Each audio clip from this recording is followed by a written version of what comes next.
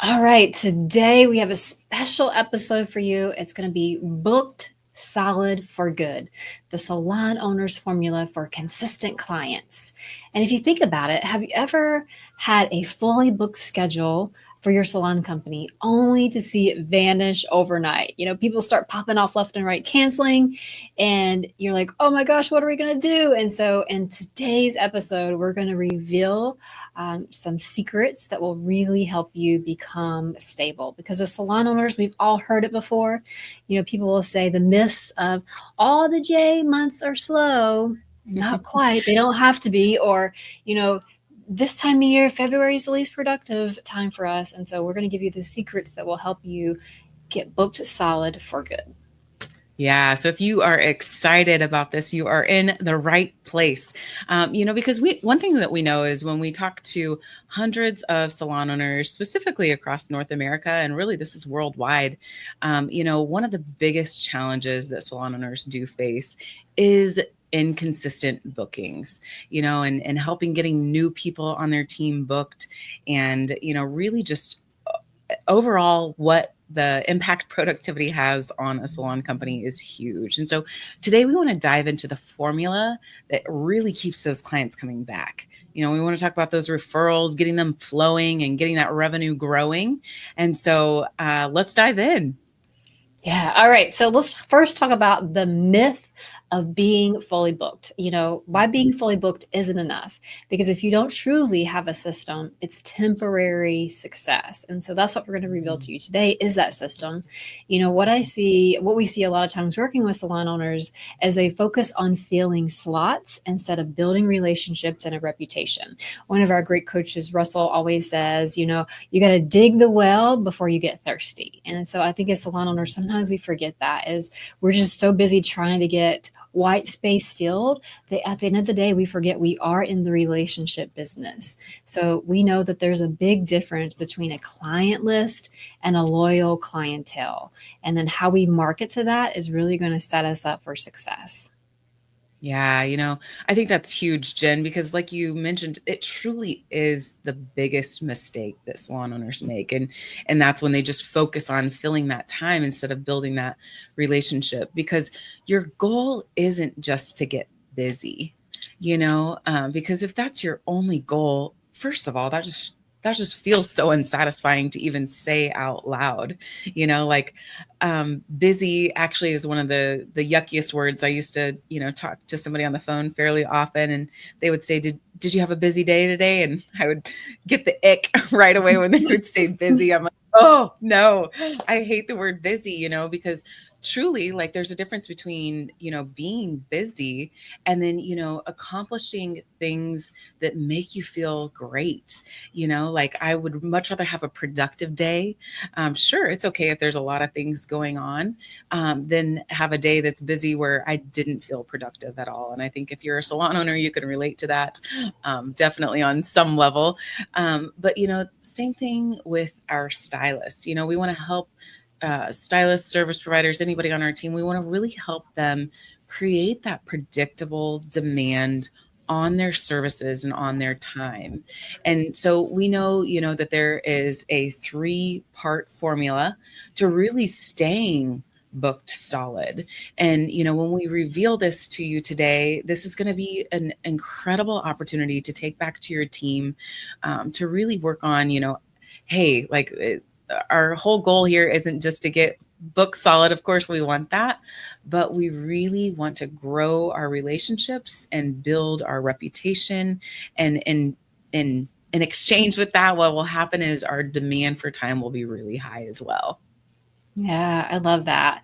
Our greatest opportunity, you said it, Lindsay, is just turning clients into those raving fans. So imagine the brands that you love to be part of, that you want to know the first thing that they launch, like Apple, or, if a restaurant that you love, if they're having a special, you want to know, or an event, you want to be part of that. And so, like, how can we translate that back into the salon space? And, for most businesses, it all begins with that sales process. And what we know is that, sales is exchange of goods or money, and then process is a series of steps with an expected outcome. And so when we don't have this sales process in place, Guess what?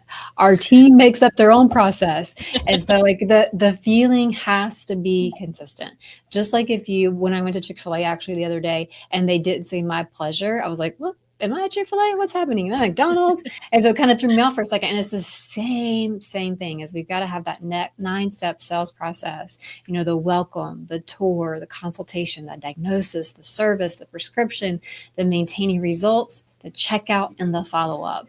And if you haven't had the opportunity to listen to our 9-step sales process, if you want to check it out on our podcast, because that will help you, you know, have those conversations. But that is going to be one of the consistent ways to really get your productivity higher, because when people start making up their own processes, there becomes that great disconnect.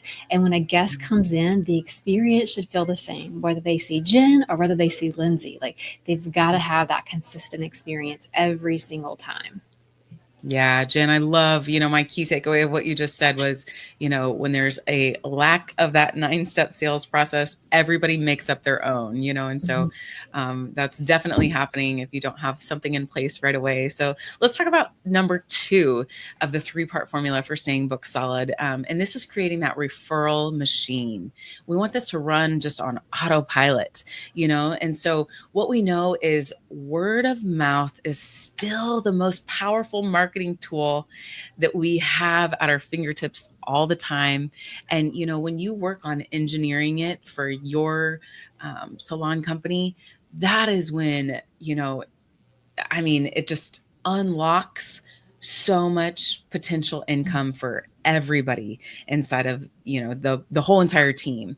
And so, you really want to create those easy shareable moments that make clients want to talk about you, whether it's like a small little um, sign, that you put on the station when they come in, like, welcome back, Jen, or, just something that just kind of gives them that memorable moment, even just if we've got a coffee shop next door to us. So sometimes people will bring their own drinks in because it's a fun little local place, and just even offering to reheat it for them, doing some things, just thinking, going above and beyond, like, it just makes people want to talk about you.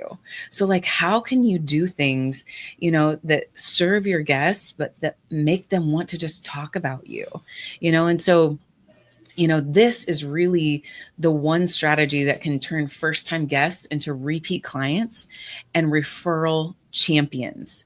So when you look for those easy shareable moments, that's what creates that autopilot referral machine, because people just love it so much. It's like Jen mentioned, all of your favorite brands and stuff that you love going to. Maybe you have a favorite restaurant, or think of your favorite place that you like to go to in your town. I'm sure, if there's somebody new that comes to town, you can't wait to tell them about it. You're like, oh, you got to go check out this place. They have the best tacos, or you got to, go to this place, become that person in the beauty industry, when people are like, I need to find, somewhere to get my lashes done, or somewhere to get my hair done, or, whatever that is. Become that place, and become that place so much so that it's not just when people are moving to town that they're looking to talk about you. They're like, wow, I just went in and, got a fresh new color, and man, I feel like a totally new person. You've got to go check out, Salon XYZ. That is what we are looking to create. That type of, a relationship with people to where they just can't wait to brag about you. I love that. And I think this is also a huge opportunity for salon owners to have these conversations with their team too. That's why the sales process is so important, so that people give them something to talk about. You know that song. And so I think the other thing is there's a difference between just handing out referral cards to clients and then enrolling and persuading for them to see the benefits for them and the client that they're going to be referring. And so, at salon celebrations, like having some role playing with your team, to get into that habit. Because at first, when they ask for referrals, it can feel kind of unnatural for them. And so to get into that and build that habit of asking for referrals. But the most important part, just like Lindsay said, is you've got to give clients that wow factor for them to want to transfer, you know, the information that they have about coming to your salon to someone else. So I love referrals. It's Mhm. a staple to stay. Another opportunity is the pricing and positioning strategy that commands demand. And so, we know that discounting to get booked can be a trap. And, when you want to think about that, is, the power of value based pricing.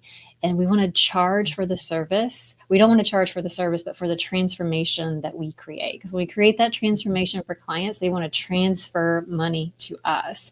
And so instead of discounting services, think about what's the value I can add to this service so that the consumer feels like they're getting more. And so it's just like if I said I have a pair of shoes for $5,000, or I have a Ferrari parked out front that I just need to get rid of for $5,000. You're probably going to question the shoes that I have for $5,000 because not many people are going to want to pay $5,000 for a pair of shoes. But if I told you I have a Ferrari for $5,000 and it's in great condition and no tags, like you're good to go, like you're going to jump all over that because a Ferrari is worth way more than $5,000. And so we have to think about how we're creating that and doing that in our services. What are the small details that we're adding? What are the value pieces that we're adding to the consumer experience that are going to want them to come back? Is it the color analysis? Is it the face shape analysis? Is it the hot towels? Is it the neck massage? And like you can put this in place all day long, but you have to be consistent with it every single time because your branding and your messages affect whether clients see you just as another salon or the go-to expert. Yeah, that's so powerful and such a great way to look at it. Like, how much value is it that you're creating? Do they know that you're the Ferrari, or are they questioning if you're the shoes, you know? And so I love that. Another common booking thing that can happen is, just some common booking pitfalls, So let's talk about like how do we fix those common booking pitfalls? So, one thing that somebody might be doing that's listening right now, and we have done some stuff like this in the past, is running a promotion that attracts deal seekers but no loyalty. This always makes me think to back in the day when Groupon used to be so big. I don't even know if Groupon's still around. I would imagine it probably is. I just haven't heard of it for a while. I think Groupon used to be great at their sales. They would call you and act like they were going to get all these amazing clients for you. And then you realized, oh my gosh, these, discount seeking clients sometimes were definitely not the ideal match. They were, really searching for discounts, and they weren't looking for, value driven service. Not that they're bad people, but you really have to be conscious of the type of person you're trying to attract into your environment. So the way that we fix this pitfall is, instead of offering discounts, you want to offer value driven upgrades. So really think about, hey, we'd love to invite you in for a color transformation as a gift to you for a first time guest. We would love to gift you with a complimentary hair treatment with XYZ as the value, just letting people know what that value is. Anytime you do anything like that, making it be something that would be an upgrade versus just like, get $20 off your color this week. I see a lot of stylists run promotions like that, just from being in the industry for years. All of that pops up on social media. And, what stinks is that then the person who sits in your chair is just looking for a discount. So the next time there's a better discount, they're going to go find it there. It's like, Walmart, Walmart's whole branding purpose is they wanted to be the cheapest. And so, man, it's hard to be the cheapest. And we would encourage you, if you're listening to this, do not be the cheapest. Don't ever try to win a pricing war. You will lose. There's somebody who's always willing to take less. And so where you can win is by offering those value driven upgrades and really creating transformation for your guest. I think pitfall number 2 is a lot of people rely on Instagram posts for bookings. So, a simple fix for this would to be build an email list, build, an SMS phone number list, and then do a simple follow-up system to re-engage past clients. So, for us, we consider a client lost if we haven't seen them in 120 days. And so at 90 days, we start to, send out messaging like, hey, we miss you. And then at 120 days, we consider them to be lost. And so then we really work to nurture that relationship to get them to come back in, because most salons usually have less of a getting new clients problem versus a keeping those clients that they get problem. And so really looking, for ways to re-engage those clients and keep them and deliver some value to them is a great fix for that pitfall. Pitfall number 3 is not training your team on how to rebook clients. Like Jen mentioned, this is a great thing, during a salon celebration to do, to role play, because it is awkward the first, probably 50 times you're doing it, 100 times you're doing it as a new service provider. So you want to make pre-booking part of the guest experience, not an afterthought. That's what's going to be the fix for that.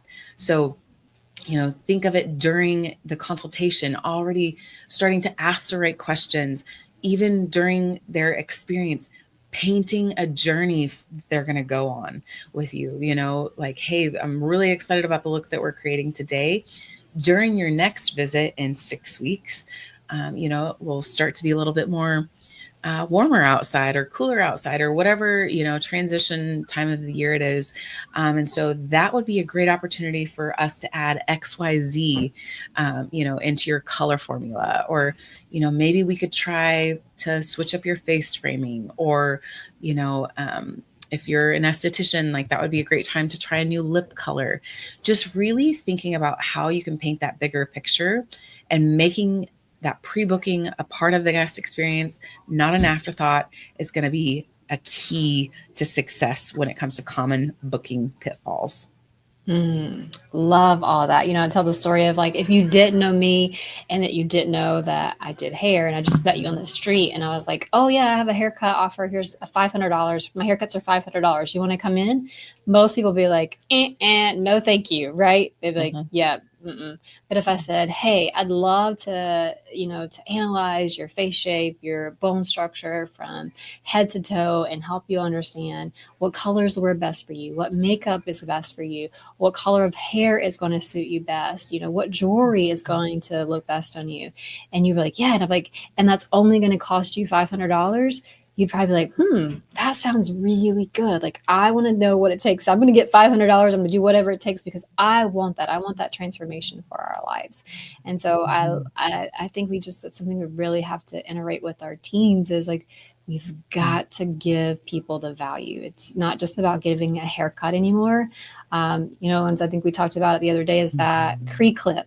Is it Cree clip? Is it the Cree clip? Yep. Cree clip. You can buy on Amazon, and it is a clip that you actually use that will cut your hair for you. So it shows you like what angles to hold it. You put it in your hair, click, click, you're done. And so like I think it's on Amazon for $29.99, and it was thousands, 500,000. It was a lot that have been sold. And so we have to remember our consumers today have access to things like this. So if we're just going in and they're down for a haircut and we're doing snip, snip, snip, you're done. Like, why are they going to pay $40, $50, $60 for a haircut when they can go to Amazon and pay for the Korea clip for $29.99? And so just, just thinking, keeping that in your back pocket is how we always elevating our experience. And you might be thinking, yeah, Jen and Lindsay, I hope people go buy a Korea clip and then I'll have to fix it for them. And, that could be true. And maybe it's not the Korea clip, but maybe it's somebody down the street, because if you're not always consistently working to become better and deliver more value and create some sort of transformation, even if it's small, during every client's visit, you're going to get left in the dust. And that's a for Mhm. sure thing. So let's talk about an action plan that you can put into place today to get booked solid for good. So let's talk about step one. The first thing that you can do is audit your client journey. So let's look to see, where are you losing repeat business? Really look to see, who's not returning. Try to see why they're not returning. Is it because you're not rebooking them?